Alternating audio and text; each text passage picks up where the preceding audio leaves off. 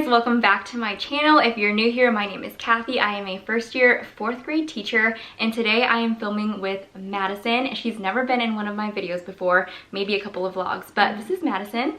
Hey guys, I am Madison. Like she said, I am a first year 2nd grade teacher. I also have a YouTube channel. It's just at Madison Campbell, so definitely go subscribe over there. So we are filming a get ready with us and commonly asked questions for interviews. So hopefully this will go up at a time where it's perfect for you guys, so you can just check out this video, take a little bit of advice, find what's helpful for you. This was just our own experience, so don't take it like it's you have to be this way or you have to say these answers the correct way. Also, after this video, we're gonna film a video on her channel, so go check out her YouTube channel. I'll link it right here for you guys. We'll be doing a question and answer and a little food mukbang thing, so look out for that video too.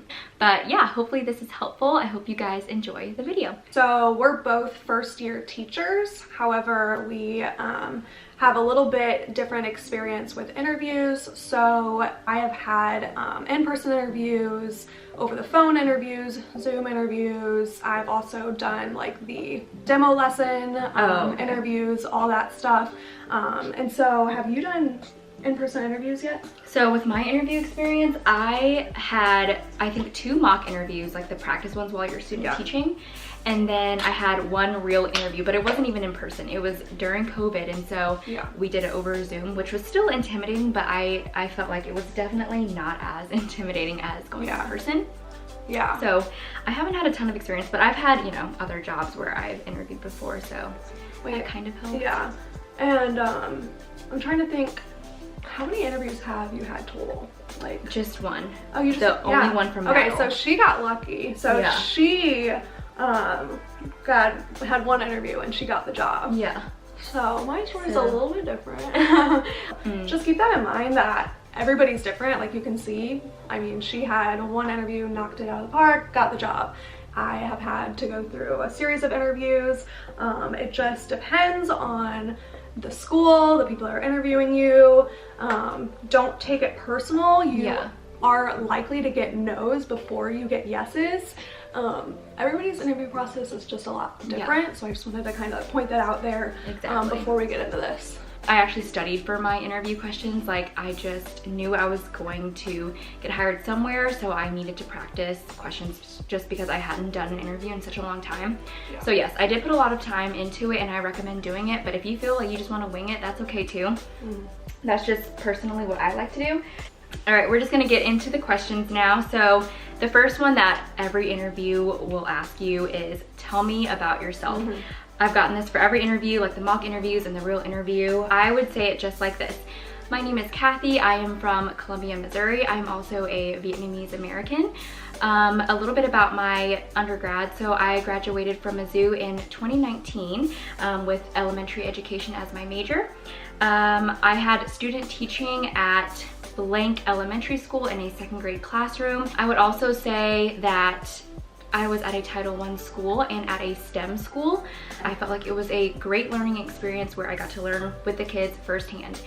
And being at a STEM school, I got to really see a lot of science and technology interwoven into the curriculum. I love being from Columbia, and yeah, that's kind of what I would say. Not in that order, but kind of. Yeah, I know what you mean. Yeah, and you can obviously kind of like plan it out. We're just like kind of winging it right now of what we would say, but I would say the same thing. Just get to the point. Just tell them the important stuff. I saw someone mention this one time, a veteran teacher. They said, don't tell them about your pets, what dogs you have, you know, what hobbies. Yeah, what you like to do on the weekends. Just tell them what they need to know. So basically just your name, where you're from, what school you went to, any prior experience you have to that job. So obviously for a teaching interview, you would say whatever teaching experience you had, and definitely include undergrad experience if this is your first teaching position. So whether that's student teaching or practicum experience or just experience with kids in general, use all of that to your advantage. Whatever experience you have, even if you think it's not important, just say it, because experience is what will always shine. Exactly. I know before my interviews, I would keep a notebook. Okay, so this is whenever we were having our Zoom interviews, which I'm assuming most of you guys, if you're watching this right now in 2021, will be having virtual interviews. So the plus side of having a virtual interview is that you can keep notes next to you whenever you're you know, talking to them on your laptop. So I kept sticky notes. I kept a little notebook by me. You don't have to write down like a whole paragraph, but at least like jot down just little footnotes of what you would want. So like, I want to say my name, where I'm from, what school I went to. That way, if you kind of blank, like space out, you can just look down at it real quick and they're not going to notice. Use that to your advantage as well. Exactly. Oh, I also wanted to say that Madison and I's interviews, we work at the same school, by the way. She's 2nd grade, I am 4th grade, if you guys didn't know. And we both had interviews on Zoom, which was a crazy experience. But like I said earlier, it was definitely less intimidating, but the negative part of it is that you don't make that, you know, in-person impression, which I was a little bit worried about, but I think we both did fine. So another common question that I screenshotted was, why did you want to become a teacher? Now, in my interview, I was very personal with mine, and I already thought of an answer that I was going to say to them. So what I said was, when I was younger, I felt that my parents were very busy. They both worked night jobs, and so it was really hard for me to connect with my parents during the day because they weren't home. When I was at school, I felt that I was safe there. I got food. I felt like I really trusted my teachers, and I really got to socialize with my classmates. And so me just growing up with that experience really molded who I wanted to be, and just molded me becoming a teacher in that way, because I really did look up to my teachers, and school was a place for me to just go every day and experience those things that I wouldn't have. When they ask you why, they are just looking for a meaningful answer. So I would just say try to make it as meaningful as possible, not just like, oh, I want my summers off, like, or oh, I just like fell into it or something like that. Or my mom did it, which is okay too. But like, why did you want to do it, you know? So just try to make it meaningful, personal. I would say when you're interviewing, sound excited, sound passionate, because the biggest thing is that they just want you to be happy where you work. They want to be happy. They want you to be happy with your children and in your classroom. And so if you don't really show the excitement, I feel like that could really come off wrong. Sound positive and enthusiastic about wanting to be hired, and that will really help out too. And these are kind of out of order. I just kind of compiled a list. I would say the first question will probably be, tell me about yourself, and then possibly, why did you want to become a teacher? Third question is, how do you handle classroom management? So how I handle classroom management, I learned a ton from my host teacher. She used conscious discipline, which is a behavior management strategy. And I took on that role really quickly because I really liked it. I saw how it worked in her classroom. And so a lot of that came from reading the books, the experience that I saw my host teacher doing. So I really love it. Conscious discipline is giving students choice. Allowing them to regulate their own feelings and allowing them just to be kids. You know, there's ways to talk to children, and so that has really helped me in just finding my behavior management strategies. And I'm still working on it. I'm still first year. I've only been in person for a few months, so it's not like I'm a pro at it or anything. Yeah, I would say, especially if you're a first year teacher, you may think like, I don't know what to say, you know, I haven't had my own classroom.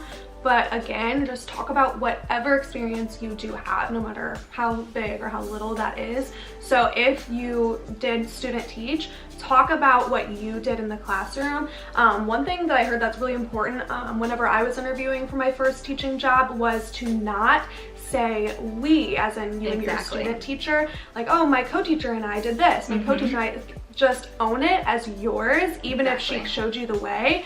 Own it and say, oh, during student teaching, I implemented this strategy in my classroom. And that way it makes it seem like you had a lot of that experience on your own, and you are prepared to bring that into your own classroom. Just own it and say, I did this, and this is how I would do it. They're interviewing you, not you and your host teachers. You implemented your own things, and just talk about those things that worked. And if they didn't work, talk about maybe how you could have done this differently or something. They want to hear that you're not perfect, because maybe you are a first year teacher, and so they understand that they're gonna take that. Yeah, they'll understand. Yeah. Number 4 is, how do you communicate with parents? So I think that this question is also really Say common. that you do.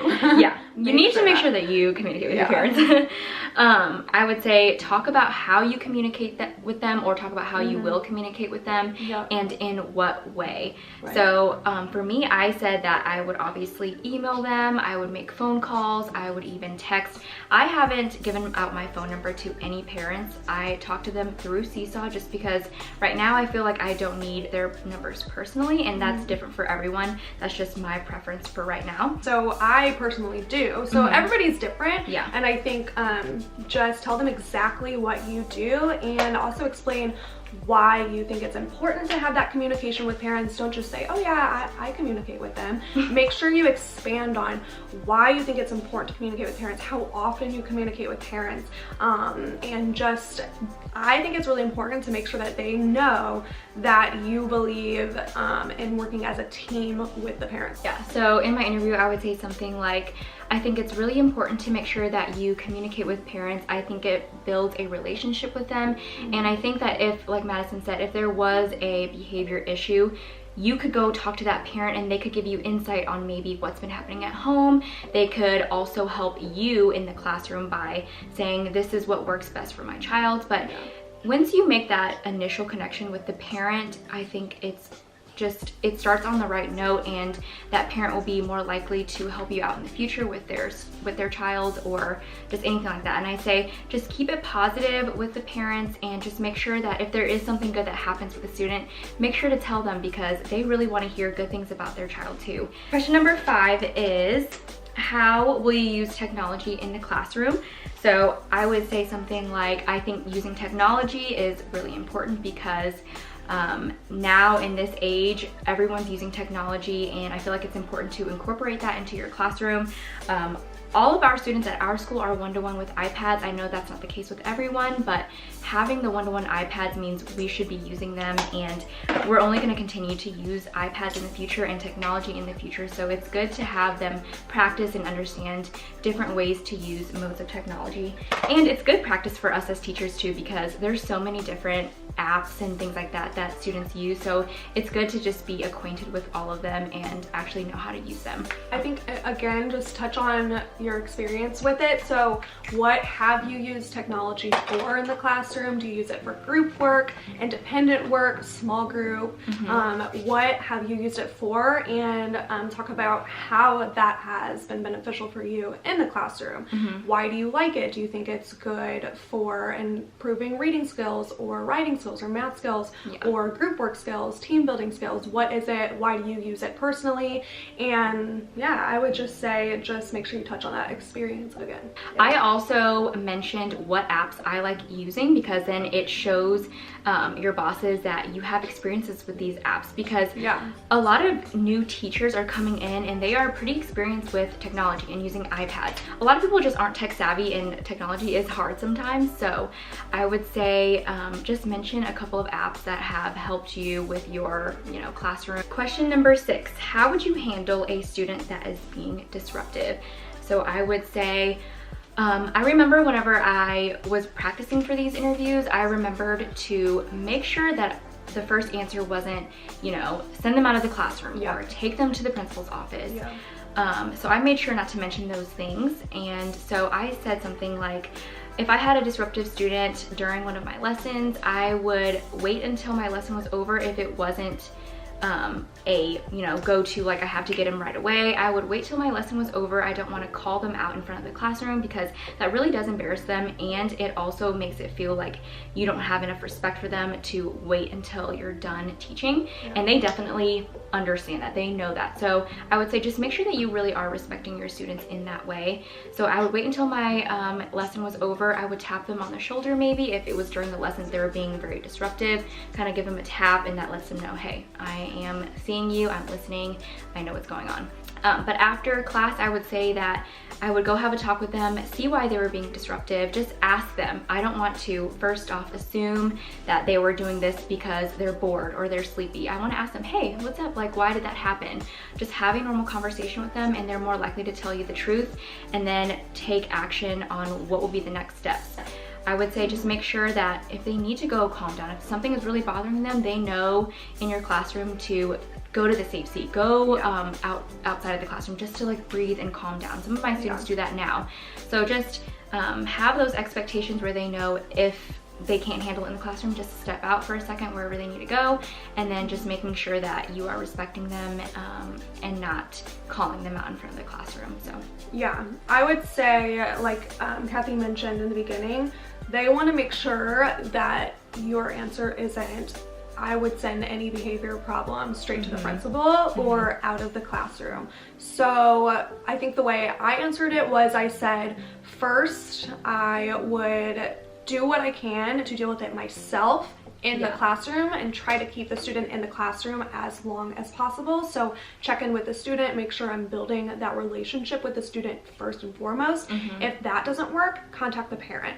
Once you contact the parent and work with them to see what you guys can do as a team to get this child to stay in the classroom and work on their behavior issues. If that doesn't work, go to your teammates and talk to your teammates about what the next step could be. What have they done before? Are there any other practices that they've implemented that they like, and get advice from them. And then that last step is to go to your administration, your principals, and ask them for advice or send the student to them. Of course, there are situations if it's involving physical violence or if anybody's like unsafe. Right, if anybody's in harm's way, then you would say you would send the child immediately to someone else or out of the room. But they want to know that you are going to take those steps to ensure that the student stays in the classroom as long as possible regarding behaviors. Your principals are there to help you, but they're not there to handle every disruptive child or behavior, because they have many things to do, and you'll realize that they're all over the place, especially in a school that maybe has a lot of behaviors. Our next question is, where do you see yourself in 5 years? Now, I would have probably put this question up more closer to the top because they usually ask this in the beginning, I think. And so what my answer was, in 5 years, I still hope to be a teacher. It may be a different grade, but I still hope to be teaching somewhere here in Columbia. I love Columbia. I grew up here, so I would want to stay here as long as I can and just continue on teaching. And you can mention any other education. If you are furthering your education, that's a really good time to talk about that. If you're getting your master's degree or going beyond that, definitely mention that. Say that you're continuing to pursue this and that, and make sure that they know that you are wanting to stay in the area and stay at that school potentially. Okay, last question that I have on my list is, how would you teach math? Now, they may be asking you how you would teach math, how you would teach reading. In my interview personally, they asked me how I would be teaching reading and math, I believe. So I answered along the lines of, I would teach my whole lesson, I would use a curriculum, and if I needed to adjust, I could. I also said that I would teach my whole lesson and then I would just go straight into my small groups, because with math, not all of your students are going to be on level with what we're learning and things like that. So it's important to have small groups and also mention that, because it means that you want those kids to succeed and you are putting the time one-on-one with these kids to get them to understand or maybe meet them at their level. After small group, what I usually do is I just go into independent work. So that may be their math journal, and we are using everyday math right now. So mention the curriculum, and it's good to just know background of what your school is using already, so then you can just mention it. And if you taught with the same things during student teaching, that's even better because you have that experience with it.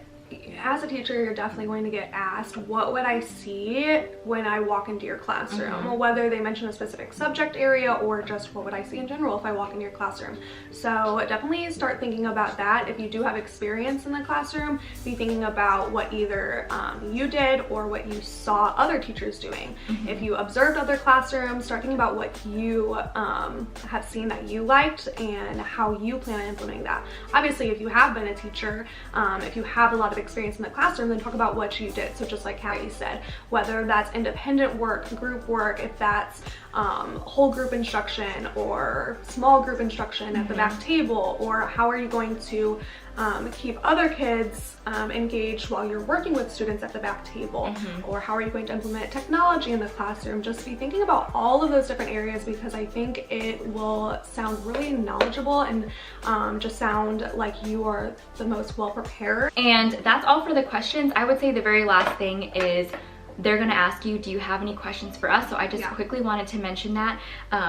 I would say just keep it at 1 to 2 questions for them, and ask them questions that are meaningful about the school. I would say not to mention anything about like salary. Those are questions that they do not want to hear, and it doesn't sound personal if you're asking those kinds of questions. So do you have any questions that you would ask? Yeah, I would say that the 2 best questions I've ever heard to ask are, the first one is, what do you love most about your school? I've heard that that's just one of the best ones you can ask principals, and I personally ask that. They love talking about their school. If they're a principal, they're obviously going to love just bragging all about their school. And another good one I recently heard is to ask, what would you want to see when walking into my classroom? And that gives them a chance to give you some feedback on what they expect out of a teacher, what they expect to see when they walk into a classroom. And I don't know, I feel like it's okay at the very end of the interview to say, when can I expect to hear from you? I don't know, would you say that? I guess I personally don't say it. I don't think that would be wrong to, but and usually I feel like it's something that they should say on their own, like, hey, you would expect to hear from me if this goes well, or whatever it is, in a week or in a few days or something. I think that's something that we shouldn't ask. They should just tell us automatically, but you never know. For my interview, I don't really, those questions I would definitely ask too, but I think mine were kind of different. I think in the predicament that we're in because of COVID, I asked, what do you guys think are the next steps after COVID or something like that? So yeah, that's pretty much all the questions that we came up with. I hope those were helpful for you guys, and good luck if you're interviewing soon. You're gonna do great. So remember to be yourself, be confident, and don't overthink it, because they can tell if you have been like practicing these answers and if you're just saying it like robotically. Just take notes and be prepared, but still be candid in your answers, and be personable and be yourself. If you have like a fun, kind of like goofy, quirky personality, show that. They'll love it. You never know what principals or, you know, whatever admin might really like that in someone, and that might be the reason you get hired, because they like your personality. So don't be afraid to let your personality show. You'll do great. You know, if you get a couple no's, don't let that get you down.